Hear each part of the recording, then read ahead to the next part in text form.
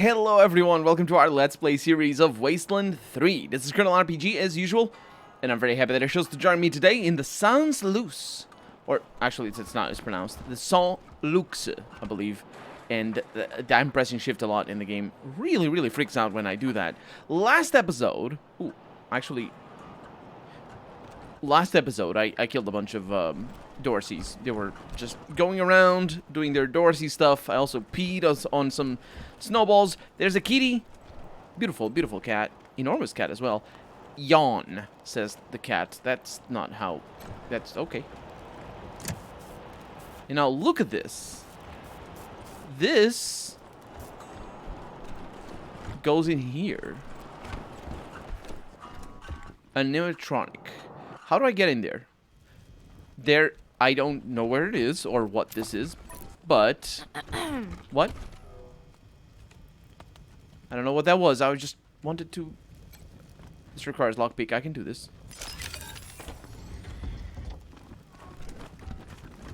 There's a chicken. Oh, this is the museum. We must have a museum, must we not? We had one in Wasteland 2. So these are the animatronics.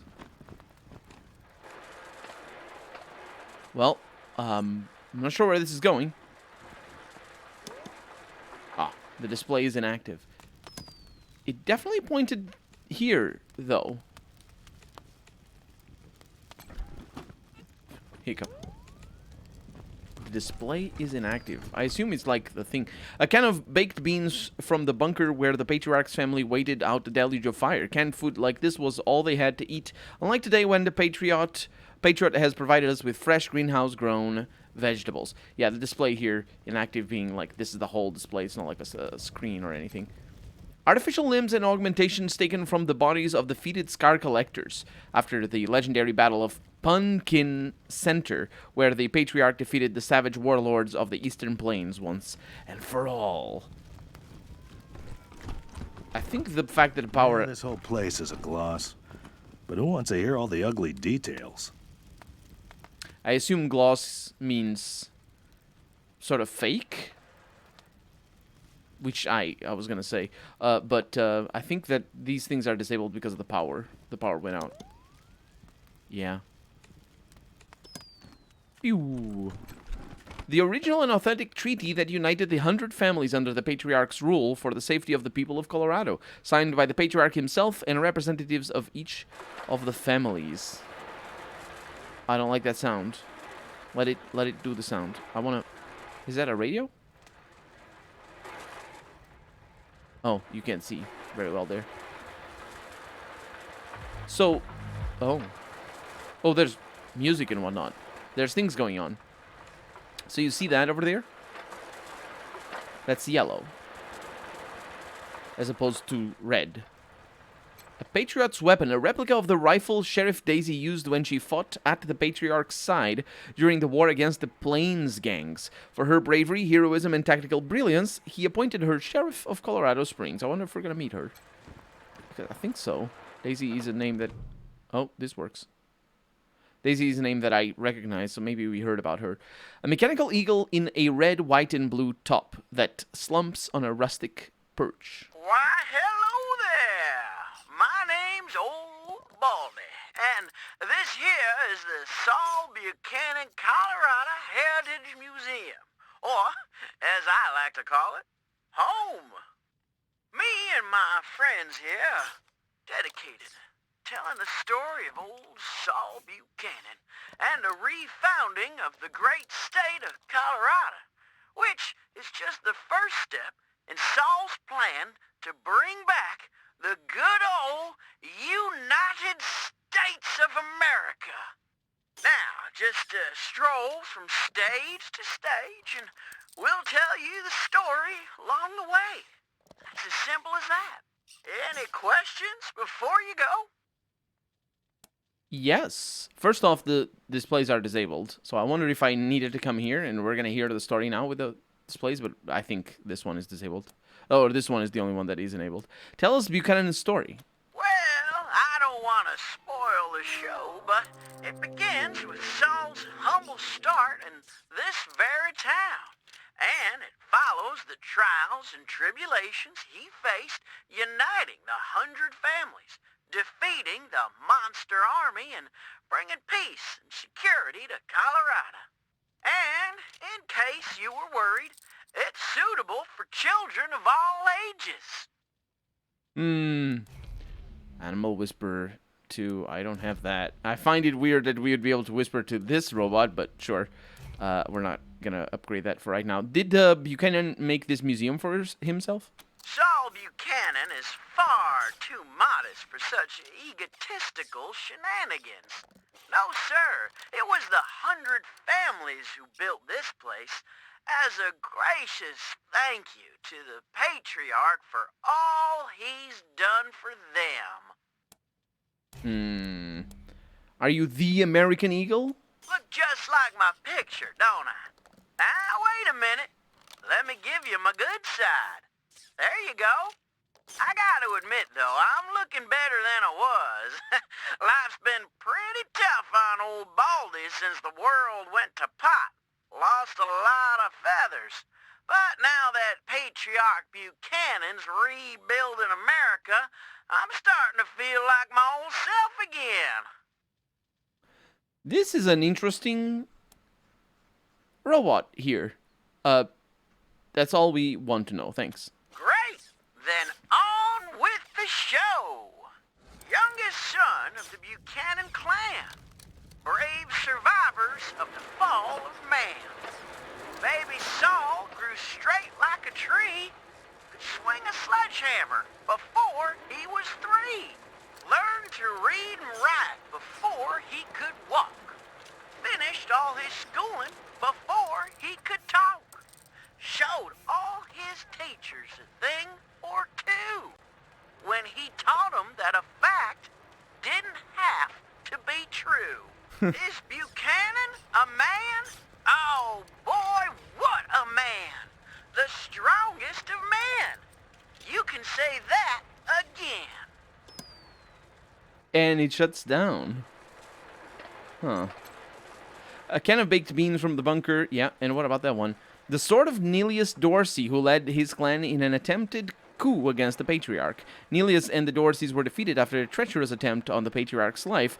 Now they are no more. Yeah, I'm thinking that this was indeed built by the Patriarch. And because he wanted to save face, he said that it was his adoring fans that made it because he's so good and so selfless. Then came the gangs of the eastern plains, hoping to rob us of our worldly gains. Paul saw him coming and he rolled up his sleeves. He said, "You're all nothing but a pack of thieves." Strong as an ox at 70, he faced down the savages again and again. Then drove them back to the desolate east and secured for Colorado an endless peace. Is Buchanan a man?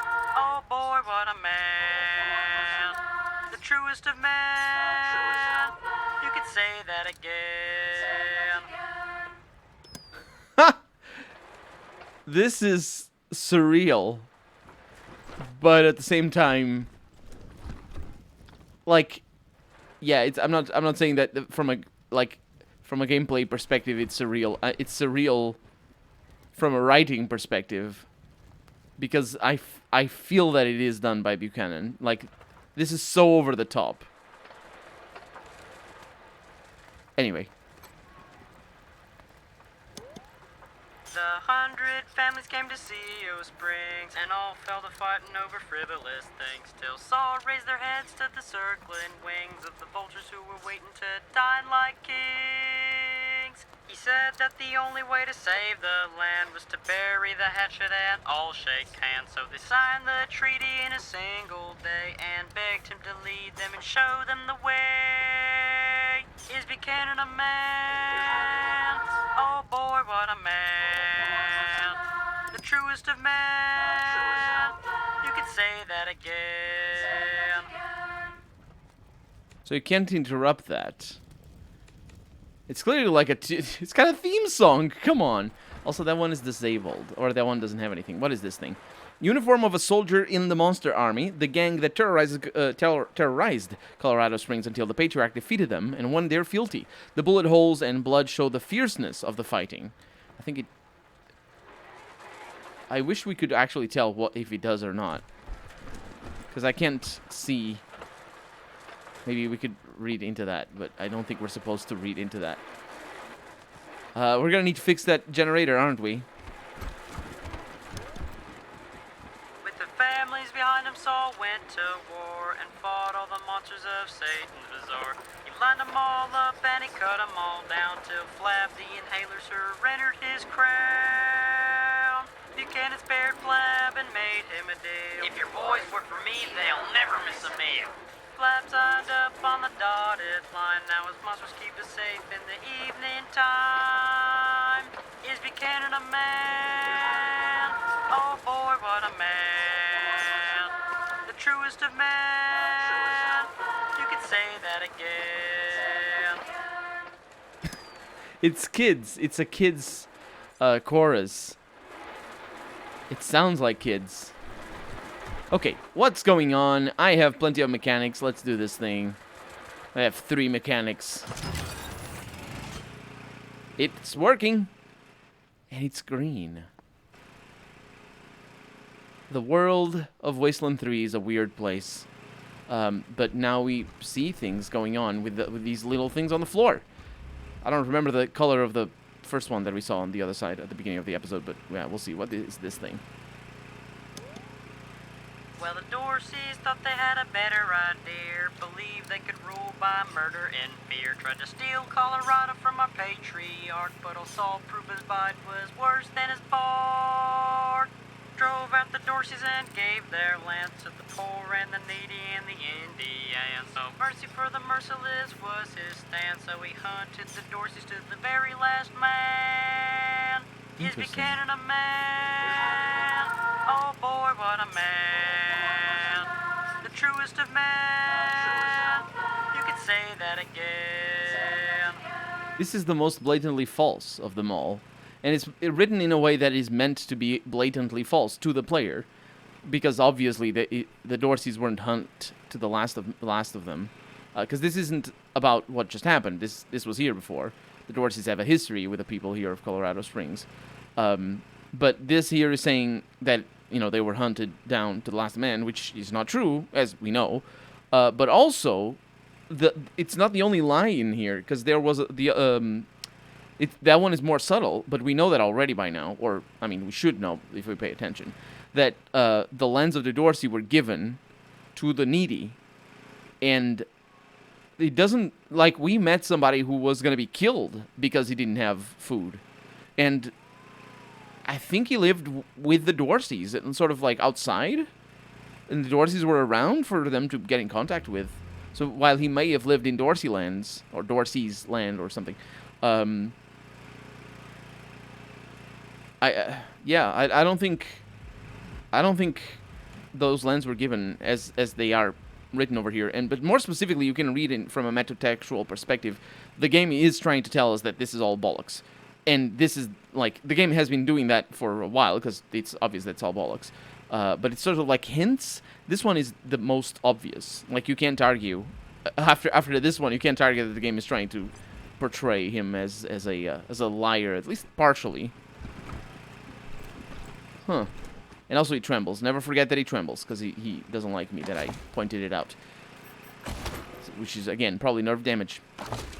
Worm in formaldehyde. That is not a thing that I want.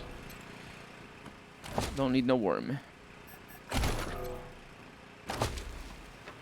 The new tour introduction version 1. Playing in case no staff is present. I don't know what no staff is present means. Greetings, visitors. My name is Junko Murayama, and it's my pleasure to welcome you to the Saul Buchanan, Colorado Heritage Museum. You're about to embark on a journey through history as we share with you the people and events that made Colorado what it is today. Our new and improved animatronic exhibits will bring history to life as you learn about the rise of the Patriarch, the unification of the 100 families, and their battles against the Monster Army and the Plains Gangs. The staff of the Colorado Heritage Museum asks that you do not interact with the exhibits. Ready? Let's go! Ah. So I think the eagle over here is what serves for staff right now, because it talked to us. Also, another thing that we're spending a lot of time in this, not just, it's not just about the museum, it's everybody else, everywhere else we have heard about the Patriarch and the history of Good Springs. So the game is definitely setting itself up for a possible twist at the end, or not the end, but eventually, where we're like, aha, it was a lie or something. Because, if you just, if you reveal that it was a lie, like a few hours into the game, or maybe even at the end, and you don't really set it up as an important thing, then the player is not going to care that it was a lie. You need to do this sort of stuff. And now we care. Now we care because it's curious, and it's written in a way. And we found a brainwave destabilizer. It's a laser weapon. It's it's microwaves, so it's not laser, but still. Can scramble neural pathways, making targets confuse friends with foes. May cause tumors. Tumors. Yes. It requires weird science, though. We also found a semi-auto pistol. It's a M1911. And that is a real-life weapon. I think this game has real-life weapons in general. That's weird. I don't think these are real-life weapons. They all have weird names. But I recall the second game, Wasteland 2, having real-life weapons. Either way. Our VP-91Z, that is probably a real-life weapon as well, is not... Oh, I should press shift. It's definitely not as good as this. It doesn't have penetration. Critical chance is the same. Base hit damage, or base hit chance is the same. The range is the same as well. The Wasteland Classic. That might be the reason why it's here. And I think that's it. And of course, I could just have... I can't even use them because I'm so bad at the weapons. I'm not spending points in small arms. Okay, so... This is good and it is bad. It is good because... It means we have learned many things. But it is also bad because I don't think I've found a way to activate whatever that thing is. The Saul Buchanan, Colorado Heritage Museum seems closed for business. Really? So we got in through the wrong part. And there's trash back there that I somehow missed. Oof, camera with a shift key.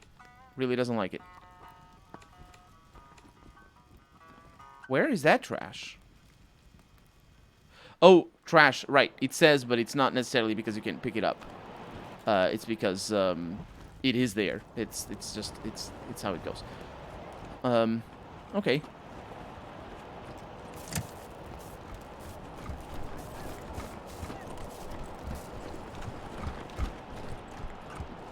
Huh. I don't know if that's... I don't think that's a hint. I think that's just a thing. Anyway, let's go into the Sans Louche over here, or however it's pronounced. There's an intercom over here. The intercom crackles and a woman's voice addresses you. What's the matter with you? Don't you know the city's on lockdown? I'm not opening the door to nobody. Go away! But I have a mask! That joke hopefully will get very dated. But it probably isn't gonna get very dated very soon. 2020. What do we have? We have green... No, it's a glowing ooze. It's the best. It's the best kind of green ooze. A lot of dead cars. More of these things. And a ruse. And I'm gonna gather some snowballs. Arus are friendly, right? Woof, says one of the Arus. The other one says it as well. Curious sniff. Sniff, sniff, sniff. Okay. I got some more junk. There's a buggy over there. What do we have over here? Some junk? Wait, what? Oh, Aru, right. And Troy's Diary, a small book with a bunch of dicks drawn on the cover. And the words Troy's Diary. Nope, that's not diary. Dairy. Don't fucking read. That's a typo, but I believe that is on purpose. So it is not on purpose from Troy, but either way. What do we have over here? Little Vegas. Brygo's Little Vegas. Of course, I know who Brygo is, because everybody knows who Brygo is. Place is closed. Brygo wants us to stand in the cold and make sure you know it. But the songs are going... How will that go? Brygo? Fire?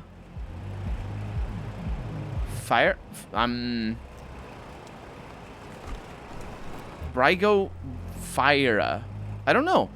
I don't know how he's gonna be called, but it's obviously an anagram for Brian Fargo, the creator of Wasteland 1, or the lead developer anyway, and of course also the lead developer of Wasteland 3.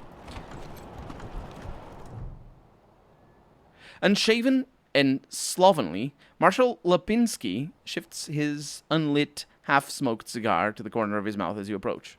I heard we had some new arrivals wash on in. Military types, they said. Can't really see the difference between you and the ordinary class of mercs. Don't take that tone of voice with the Rangers, Lipinski. Or what, Quan? You gonna arrest me? Fine, fine. What do you want? What's behind this gate? It's the Garden of the Gods.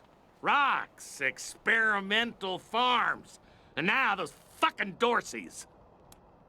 What would it take to get through the gate? Sheriff Daisy's say so. Oh yeah, we're gonna meet her. Any idea how many Dorseys are in there? Nope. Goodbye. No room for amateurs in this town. You hear? I think no there are. room. I think there is plenty of room. I found some amateurs earlier and I killed them. I mean, admittedly they were Dorseys, but still. No room, he says. Okay, so let's look at the map. Still completely lost. I can't easily tell where I am. The map is a little bit inscrutable. But then again, I'm bad at... oh, trap detected. I'm bad at... Oh, this is definitely... That definitely has something to do with that. I'm bad at reading things. And fishes, Christ! That's a bomb under my stall, ain't it? Oh, shit, Taiwan. God, it is. We best stay back. You best do. Holy mackerel! Better stay back from my stall. Those goddamn Dorseys dropped a landmine under it. We'll see what we can do. Oh, thank God. You'd be doing me a shell of a favor. I hope I can... I think I saved, but I hope I can do some kiss-assing. Oh, I got hard-ass. Don't they have a thing that adds to kiss-ass? Toaster repair. Well, it's for him, but he doesn't have the skills because he didn't level up. So no kiss-ass for me. Oh, well. Oh, didn't we have armor? So... Yeah, you need armor. Nope, that's for... Not pants. I need pants. 3, yeah, okay. Armor is good right now. Wish I could get these Flipper and Marshals to take care of the dang bomb under my stall. Can you still sell us some gear? Heck no! That mine is right in front of my stock. I suppose the kiss-ass is probably to convince her to do that. Sure. Oh, thank God. You'd be doing me a shell of a favor. Thank God. And shell, I also somehow didn't notice that. Wish I could get these Flipper and Marshals to take care of the dang bomb under We my did stall. it! Really? That's great news. Here's a little something for you. I'm back in business. And hopefully back in black as well soon. Welcome to the freshly reopened Taiwan Jones's Emporium! We have everything you need, just for the asking and, well, the paying. Let me commend the voice actress right now, because this type of voice is really difficult to pull off. And either they cast her for this type of voice just because, you know, she has it, or, like, finding somebody who can pull this voice right now without it being grating or being... Because it's a microphone. Microphones are complicated to work when you're shouting this sort of stuff. And unless you're going for a gruff... what's the word for this sort of voice like this? Or if you're more of a masculine voice, you get the more gruff, the actual, like, a little bit of that, which you can shout and easily not be grating, but this voice is not grating, and I am surprised, because she's going all out. You didn't hear this from me, Franz, but word is there's still Dorseys all around the city waiting to jump innocents such as yourself. Be sure to stock up with me, yeah? Yes, tell us about yourself. You want to hear about the wide open seas, my trusty vessel, the wild waves crashing the shores? Well, sorry, chums. I'm just here to sell stuff. What would you like? What's with the ocean puns? You got a lot of puns. I have no idea what you're talking about, Franz. I see. I thought she was just, like, self-censoring for sort of like the instead of saying heck, instead of saying hell, you say a heck. Except she said shell instead of hell. I thought it was just a cutesy way of. Apparently, it's still cutesy, but it's a different thing. Do you sell fish? No. No. Wish that I did, Franz. Born and raised in Colorado Springs. Me? I've never even seen a fish in my life. Wondrous creatures, I hear. You've never seen a fish. That reveals things about commerce, I suppose, or rivers. Although fish would probably be all dead. It's very complicated. Can I see your wares? Sardinely. Yeah, that's cool. Sell the junk. Sell all that junk. Look at all that money that we made out of the junk. Let's see what else we have. We have some nail boxes and a bunch of other things. Actually, we have a nail box ourselves to sell. And the shotgun, the semi-automatic pistol. Just sell those. Good. Armor. Sell that. No, we might need better armor. Still more armor because we only have 5 people. We might get 6. Savage armor. That's the one that requires strength. Critical chance increase over here for this Merc helmet. That's interesting. I think we have one of those. Radtech pants. They suck. Hit chance minus 14%? Oh, because that's a helmet. Interesting. Tactical armor is pretty awesome. It is pretty cheap, all things considered. It's plus 5 armor and 174. That's lovely. Look at that. Oh, that's fantastic. Yeah, I'll buy all those. I'll buy that. I don't know if I'm doing the right choice here, but that is brilliant. Because these reduce action speed and a bunch of other stuff. I mean, and they're good, for sure, but, like, this is nice. So double click. Yeah. Look at that. Oh my god. What is that? It's a gas mask. It reminds me of, toggle visibility. Oh, nice, cool. Oh, you can do that? Sure, I'll do that. It reminds me of the power armor in Fallout. Fallout 2 specifically. Actually, more so in Fallout 3. Nah, I like the helmet. It's good. Okay, so these pants, and that requires 4 strength. You can wear it. Sure, go for it. And you have pants. Yeah, lovely. Pretty good. Taiwan Jones. Pretty good. Of course, we're spending our money, but, you know, that's what it is there for. And hopefully the in-game economy rewards me for spending money, because so many games actually penalize you for spending money early on. But anyway, that's going to be that for today, because we're out of time for today. So, for right now, I'm Colonel RPG, and this has been Wasteland 3. I really hope you've enjoyed it, and if you did, go ahead and leave a comment. Like the video if you want to see the next episode come out sooner rather than later. But above all, thank you so much for watching, and I hope I'll see you next episode. Bye-bye.